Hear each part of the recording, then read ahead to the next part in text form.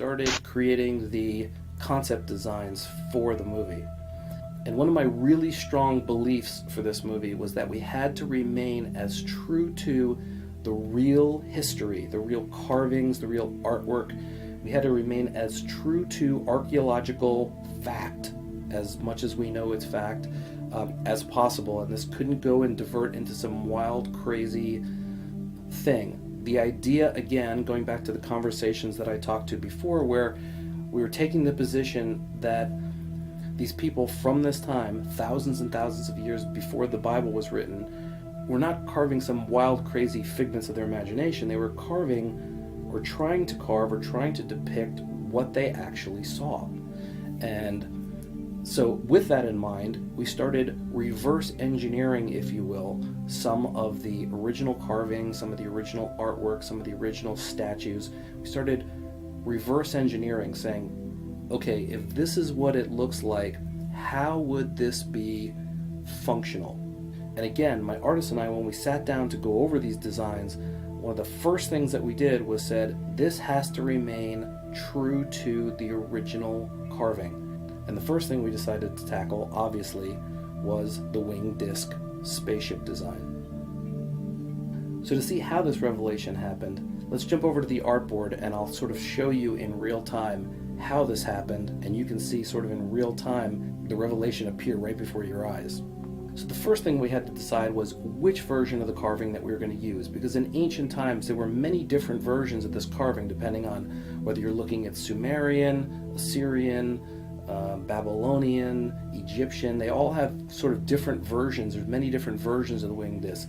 They all have a similar concept. They all have some similarities between them, but there's some really different designs. So we wanted to pick the one to start anyway that was sort of our hero ship. And when you're creating especially 3D and visual effects, we call the hero ship sort of our star, the one that's going to really take the spotlight. So while there were many different designs, and actually the very first one we did was kind of wild, but I wanted one that was a little more plausible from a reverse engineering standpoint. So the one we decided to choose was this one. And when you're creating visual effects like this, we'll typically start by creating a 3D model. And to create a 3D model, you sort of need a little more information than just a flat-on, one-perspective drawing. And although in this case we really don't have a whole lot, so we had to look at many different ancient carvings, ancient drawings, and any kind of reference that we could dig up. But the main characteristics that you'll see with most of these depictions is that they all have a centralized disk, which is the sun disk, and then they'll all have some sort of wings.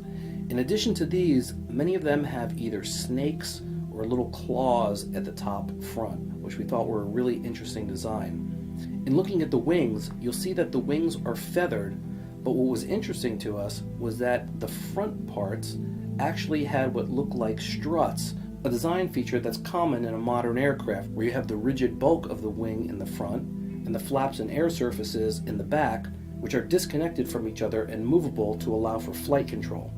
So our first goal was to create this exact carving in such a way that it would create a feasible or plausible flight-worthy design. Number one, just taking into account modern aerodynamic design, for the most part we kept with smooth, rounded front edge surfaces. And like on a modern aircraft, we taper those as they get to the back of the wing.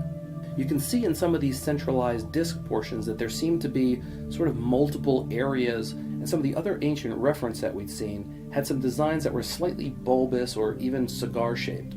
Again, we wanted to keep this as true to the original design as possible. So once we finished the first concept for the design, which looked pretty spot on the original carving, we noticed that the ancient carvings had many feather-like flight surfaces, all stacked next to each other, rather than the few flight surfaces like on a modern aircraft. The other thing that kind of came to mind is that these are really big, long wings, which would be really great for flying or sort of atmospheric flight, but really don't make a whole lot of sense when you think about it, because they wouldn't be great for vertical flight up through the atmosphere and out into space, unless of course the whole ship, wings and all, had to be rotated 90 degrees to be able to launch, which also seems a little strange. But then the obvious idea struck us. These feathers were very much like the blades of a fan that could fold together very easily. We also realized from some of the carvings that some of these front-end struts look like they're multi-sectioned. From this, we came up with the idea that perhaps the wings fold in at some point for different kinds of flight. We have many modern aircraft, such as fighter jets, that modify the wing position depending on what type of maneuver they're trying to do.